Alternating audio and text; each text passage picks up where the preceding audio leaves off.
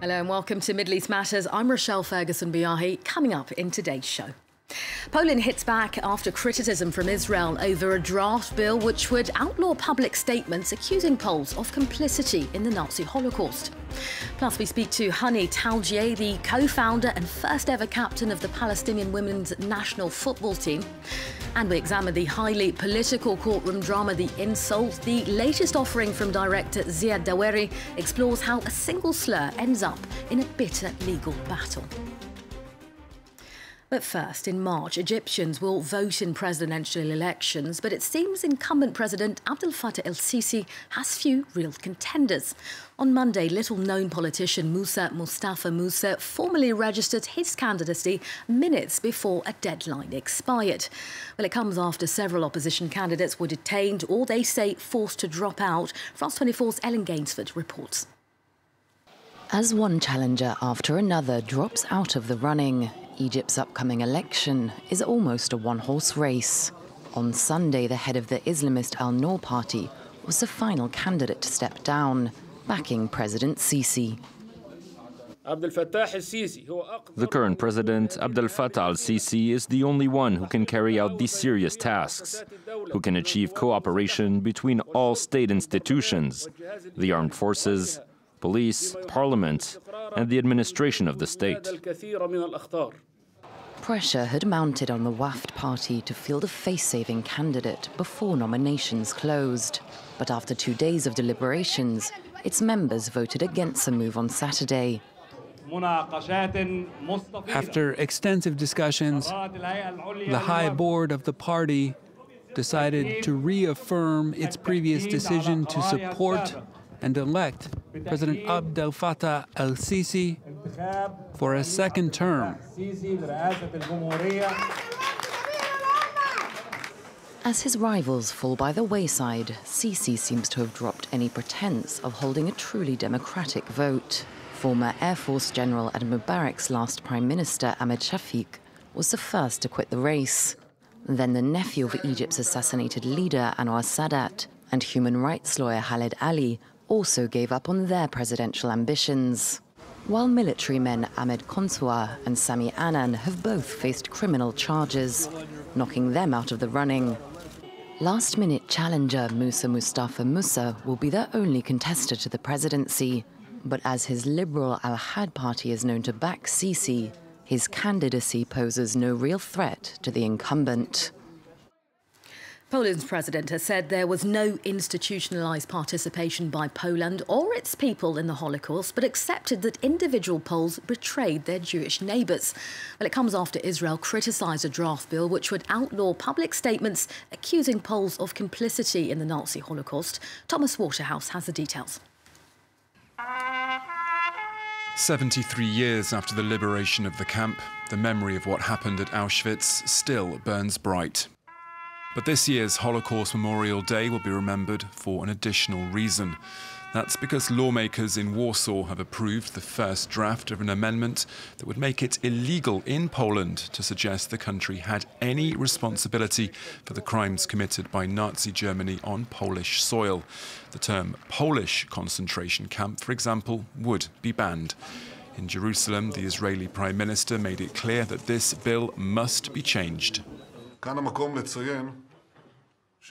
This is the place to note that we have no tolerance for distorting the truth, for rewriting history, or for Holocaust denial.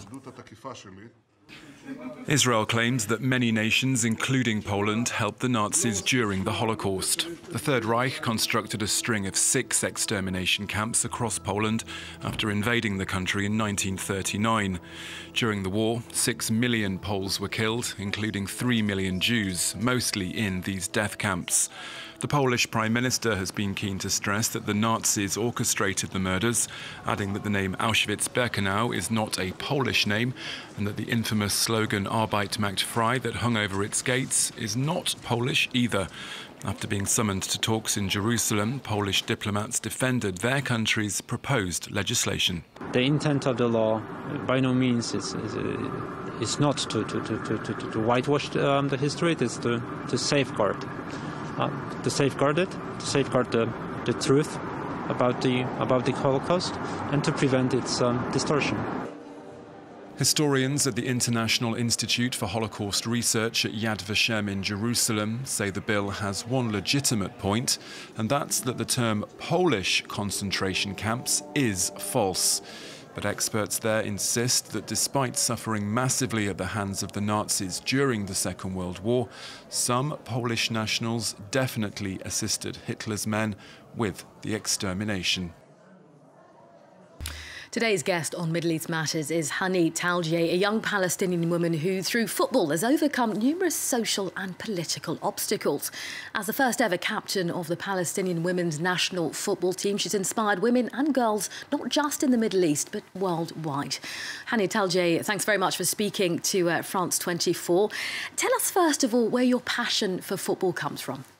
I grew up in a very modest family where we were 5 brothers and sisters just living in one room. And my father couldn't afford any of entertainment stuff for us to play with. So I couldn't see any way to get out of my routine. So I saw always the boys playing football in the narrow streets of Bethlehem where Jesus was born. I said, that's my only way to get my energy out and play football with the boys. And there where I started to kick around with the boys, and I found that I'm really good and I'm passionate about it and I love the game and I wanted to play it and excel. Talk us through how you went from playing football in the streets, as you've just described to us there, to the captain of the Palestinian women's national football team and, of course, the co-founder of that. At the beginning, the boys didn't want to accept me because they thought, the cultural norms and the traditions that football is only for men and for boys and girls should stay home, should not play football.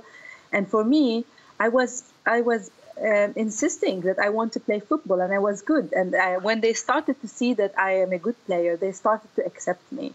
Of course, then it came the challenges with my family that they didn't accept the fact that I play football, especially my father. And it was like a big struggle between me and him in order to convince me to stop to play football. And at that moment, my mom started to tell him, look, when she's 14, she will realize that football is not for her, and she will start to follow, the female stuff, and she will think of the future husband and all these stuff. But little did they know that at that age, I started to realize that football is much more than a game. It was about identity, about self-esteem, about bringing people together, about the hope that we were looking for through the difficult circumstances. When I arrived to Bethlehem University and I saw an advertisement saying that for girls who are interested in playing football, please come to see the sports department. And for me, that was the glimpse of hope that I was looking for, the bright moment that it came to my life after really struggling from the second intifada, after the uprising against the occupation, when we almost lost hope. So that was my hope. So I started with one player, it was me, and a school teacher who came to see if we can start a women's football team. And then we started to spread the word. We got the girls from volleyball, we got the girls from basketball. We tried to bring them all together and convince them about playing football. And this is how it started. Honey Thaljieh, the sky is the limit. Thank you very much for your time on France 24 today. Next, directed by Ziad Doueiri, the Lebanese thriller The Insult examines the notions of justice and honour in the Middle East. Well, the courtroom drama is set nearly 3 decades after Lebanon's civil war and tells the story of how a dispute leads to harsh words and then an attack. Screened at the 74th Venice Film Festival, the highly political film has now been nominated for an Oscar.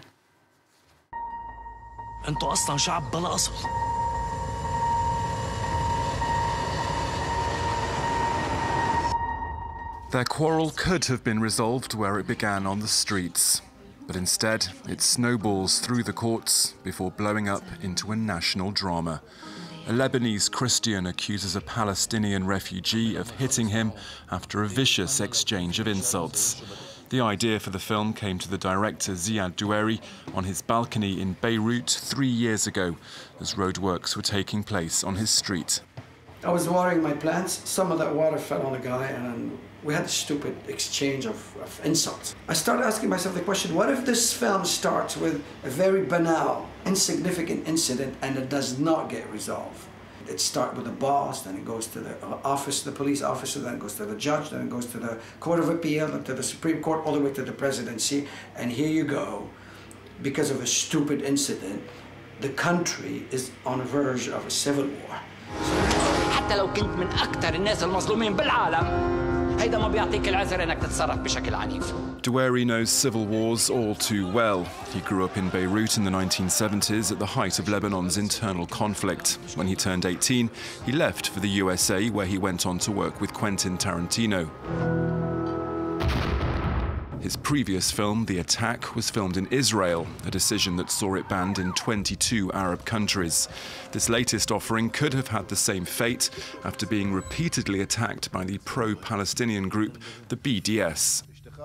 They came and they did not like the movie because I'm talking about certain themes that they don't want, that they don't like, but they could not attack the insult legally. So what they did is they went back and they opened the file of the attack. They say, how could the Lebanese government release the insult when the director is a collaborator with Israel? So it became very complicated. Like any good judge, Doueiri wants his audience to listen to both arguments tabled by these two opposing sides. That of the Lebanese Christians traumatized by civil war, and that of the Palestinian refugees who find themselves the unwelcome guests in this land that they have come to call home.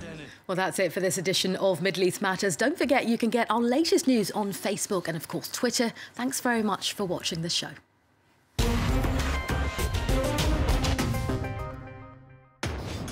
Inside the Americas, presented by Jeannie Godula.